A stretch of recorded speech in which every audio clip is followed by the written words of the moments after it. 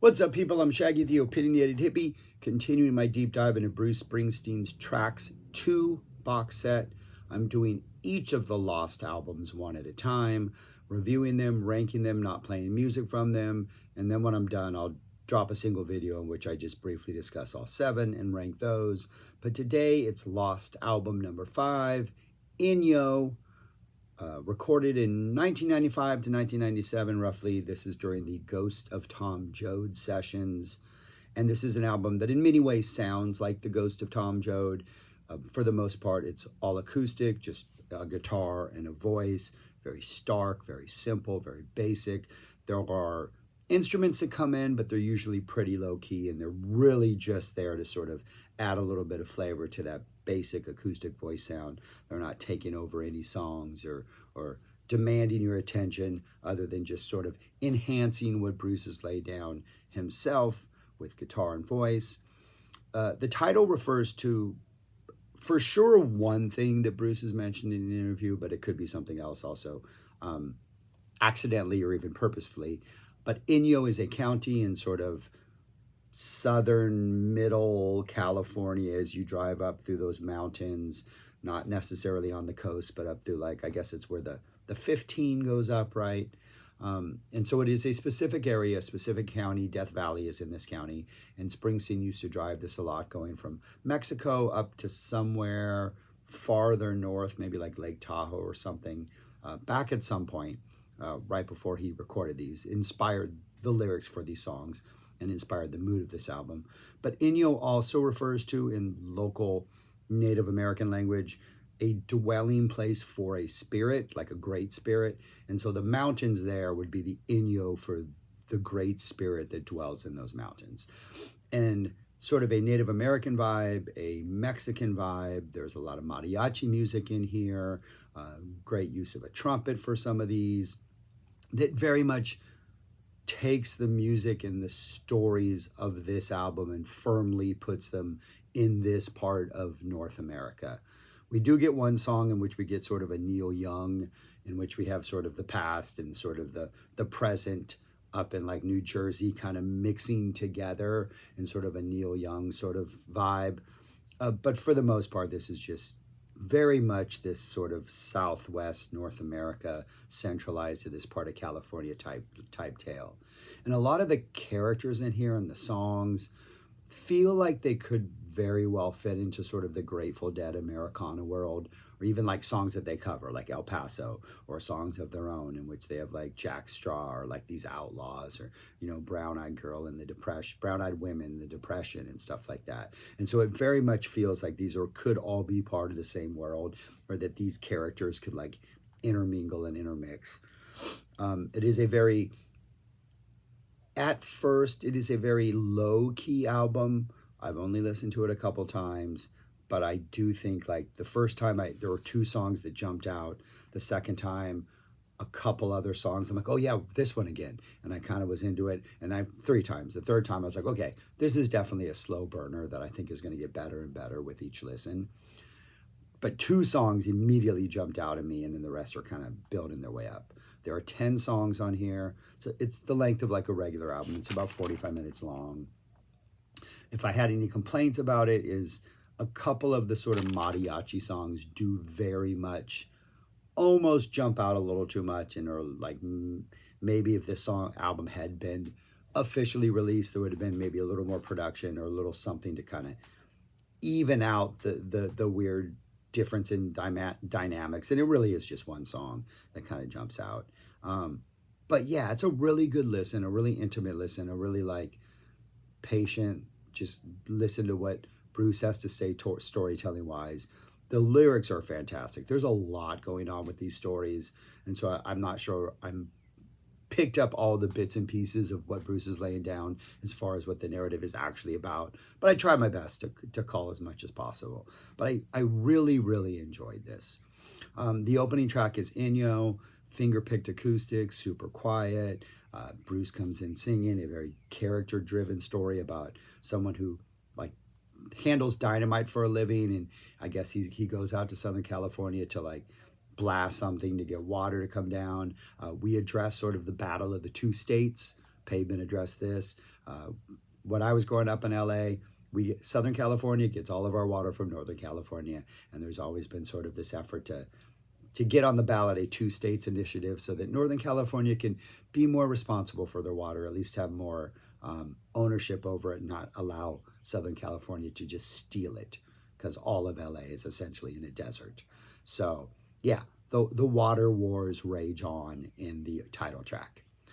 The second song is called Indian Town. Super, super quiet, but like we got some strings coming in there, a little bit of violin. There's a bar fight. We got some drunks. The local sheriff is here. The narrator is stabbed in the back at the end. We got some local Native Americans coming into town. There's a lot going on in this story. I think the narrator might be friends with one of the Native American characters, and they get in a bar fight. He gets stabbed, but there's a lot going on. But a strong scene is set. And if you've ever driven through this part of Southern California, I mean, there's some pretty desolate towns out there, and you could picture where this story would take place if you visited that part of the States. Adelita is next, which I think has a harp in it, some really nice, some finger-picked string sounds. So a little more motion in this music. The Adelita is a reference to a female soldier who fought for Mexico. Another soldier falls in love with her. And even though he's out there fighting and will never probably see his own home again, in his heart, at least he knows he always has Adelita. Has a very classical, almost Western soundtrack type vibe, and not like a Clint Eastwood Man with No Name Western, but more like your classical John Wayne type Western vibe. Nice kind of prolonged instrumental ending, which the music's just allowed to like just simmer for a while and let us kind of ride off into the sunset. Really nice. And then the first song that the first time through just absolutely jumped out at me. The fourth song on here, The Aztec Dance. This is one of those in which we have the San Juan River all the way to Pizza Hut. We have Montezuma, and we have Cortez with a reference to modern day life. This is the one where Bruce kind of goes neo-lyrically, in which we have all these images juxtaposed, which, don't necessarily go together, but also kind of like a Peter Gabriel San Jacinto, in which we have this sort of Native American ritual that's been around for centuries versus streets and downtown and modern shops. So it's a neat juxtaposition of that. Really nice, comfortable vibe. Great song. Jumped out at me the first time I listened to it. The next song is the Lost Charo. Charo being a cowboy. A nice violin intro into a full mariachi horn, kind of poppy mariachi vibe. This is the one that was like, okay, we're here now. This is the one that's a little bit jarring. It's about a migrant farm worker character. This is a song to his godmother. It's a good song. I just think it took me probably 2 listens. It was on the 3rd listen where I'm like, okay, I'm prepared for this change in tone. It fits in thematically and lyrically and even musically, because the mariachi theme would return later in the album with the rest of the album. And I almost feel like maybe it should be the second song. Like you start off with Inyo, you're kind of soft and delicate. Then you get this big thing second, which I think makes sense for a lot of albums. But to have it come 5 songs in, it's a little bit like, okay, that almost seems out of place. But I do like the song. Our Lady of Monroe, very soft, comforting, almost synthy intro. I think just kind of like a blanket of synth sounds, and then the acoustic and the voice comes. This appears to be about a retired detective. Just about him and his life. We got some strings that enter, a little bit of hand percussion or some really light percussion throughout. Another nice little soft, gentle song. We get El Jardinero upon the death of Ramona. Acoustic voice, super intimate. This is somebody who's thinking of someone else they left behind. I think this is also another migrant worker who's kind of traveling and doing work and just trying to make a better life for themselves, and maybe trying to bring back this person that they've left behind. And that person's kind of fueling their journey and their work ethic and their drive to succeed. One False Move, which right from the beginning, the acoustic guitar energy is just a little bit darker. Feels a little more like this is not going to be, none of these songs have been particularly happy or upbeat. I mean, these characters, a lot of them are struggling.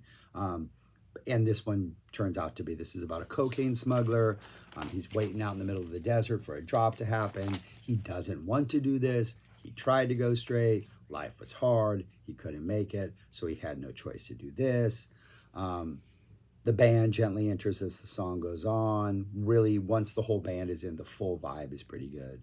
All of these songs, or many of these songs, follow that same template where it starts off where it maybe was probably just recorded with Bruce and like a guitar and voice, and then they post-production just decided to add, okay, let's drop in some soft drums here, a violin here. But it feels like they took that basic template, just gently build upon it for each song, or for most of the songs. But One False Move is the other song that just jumped out at me from the beginning. The lyrics a little bit darker than maybe some of the other ones, what with the drug smuggling happening.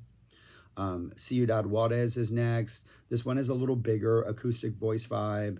It's about a daughter and his father who move, I'm assuming, into Juarez looking for work, and then she disappears, and now he's got a gun, and he's got some bullets, and he's got vengeance in his heart as he's trying to find her. And it's got a very south of the border, right there down in El Paso, Juarez type vibe, tying in with the mariachi theme from earlier on, tying in with the title. And then we got When I Build My Beautiful House, which is this very delicate, lively, sort of hand-picked piece, a very folk songy thing with like repeated lyrics about when I build my beautiful house. It does sound like very much like almost like a early, early folk song, has that sort of lyric simplicity that at the same time has a lot of, depth to the meaning. But yeah, it was a good listen. You know what it is from the beginning. I mean, it doesn't really change. It's just very basic, bare bones for the most part, except for one song. Production, the lyrics are really compelling. I did like that. I like that every character study is a little bit different and kind of gives you this full picture of this area. I do like that one song that references like sort of modernity. And I did think, I've listened to it 3 times, I think it got better every time. I got more used to it. It's kind of comforting. But yeah, really good folky Americana with some Mexican flavors and some very country westerny flavors, but not too obviously or egregiously Western or country. Very Bruce. But yeah, I enjoyed this album. Where would I rank this album if I had to rank it among the other 4 that I've already done? I have it right there at number 2. I still think just that north of Nashville is just somewhere north of Nashville. That's a straight country album. It is really, really good. I really like that album. None of them have been bad. I think if anything, the 2 on the bottom, I think if the songs on those albums were either distilled into like albums that had more variety on them, or maybe were fleshed out in double albums where you had more bigger, dramatic, more dynamic songs. I think the songs on those albums are good. It's just, as a whole, those albums tend to be a little bit like one-note-ish, or even like this one. This one's kind of one-note-ish. Acoustic, we had a little bit of minimal production. That's the song. But these one notes work. The lyrics, I think, provide enough. And even the variety of ways in which the acoustic guitar is used in the beginning of each song. This one's going to be fingerpicked. This one's like got a little strummed bounce to it. This one's also fingerpicked, but we're down lower on the note, so it's got a darker vibe. I think there's enough variance in just the acoustic that makes it pretty interesting. So yeah, that's it. That's all I got for this. It was a good listen. Really like this. Got 2 more left in this box set, and then we'll be done. But yeah, enjoying this. All right, that's all I got. Thanks for watching. Peace. Talk to you later.